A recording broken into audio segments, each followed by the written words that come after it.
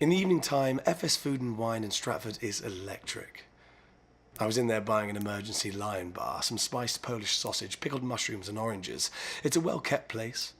Bottled water lining the fridges, bagged confectionery adorning the serving hole. Unpopular things, long Turkish breads, tin chickpeas and beets at the back of the shop, lit by the fly killer, spitting away.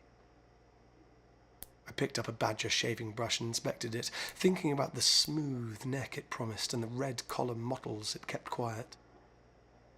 There was something about the flush curvature of its hairs which was pleasing to the touch, and I flicked it back and forth against my palm, translating the sensation to my face in my mind. Don't often see a young man like you with a thing like that, said a man softly, his tiny quiff barely visible above the one-blade Bic razor's 60 in a bag. Just curious, I replied, blind to the faceless presence in the aisle. I've never used one before. The gentle Dumbartonshire accent was alluring. Not quite pure Glaswegian, but that was its chief component, its outer edges buffed, perhaps, by many years in the capital. I continued my shopping, thumbing at the shelves, semi-admiring their patterned lines and regularities, but thinking only of this Scottish man. Where did I... At the terminus of the central gondola, reserved for party goods, funny putty, collapsible horse toys, table covers, I turned my head to take in the expanse of the place. And I saw him. In a shin-length claret puffer jacket with sky-blue zipper and pocket trim, his huge hood aloof and bespeckled with evening rain, there he was. There was a cleaning tub and utensil in his hand. He was having a thought. Guess you'll be giving something a scrub, I said.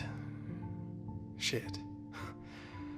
I'm sorry, he replied and approached, his bulbous eyes aglow with reflections of the televised game show at the till. Scrubbing something, you know, removing the bits of soil and stuff. Shit. He whistled through his nose sympathetically and smiled, so the trenches by his eyes and in the hollows of his cheeks exposed the contours of his skull. He looked like a goblin. Like a sexy goblin. Then I recognized him. His jaundice, his supply teacher pizzazz, his West Ham United official merchandise whistle. It was David Francis Moyes. I tend not to use tubs like this for housework, he oozed, sidling closer. Declan Rice is having an apple bobbing party at our ground. Party bags, Travis CD for dancing. Kouyaté's made of flan. Do you like flan? He reached out his hand and laid it on my forefinger, knuckle and index. The tip of his nose next to mine. Cheese and eggs and a sort of savoury historical cake, what's not to like? David Moyes was hungry at the thought of Kouyaté's flan, and he began to chew, his teeth closing around my cheek, gnawing at me affectionately, like a suckling foal at a nibble, braying for a little sweet milk. So I kissed him. David Francis Moyes, the world-weary wicked witch of the West, with his tie and all of his breath. His life, his liveliness. I licked up the length of his tongue with mine and I touched him on the pelvis. David Moyes, I thought, formerly of Real Sociedad and Sunderland. No one would believe this.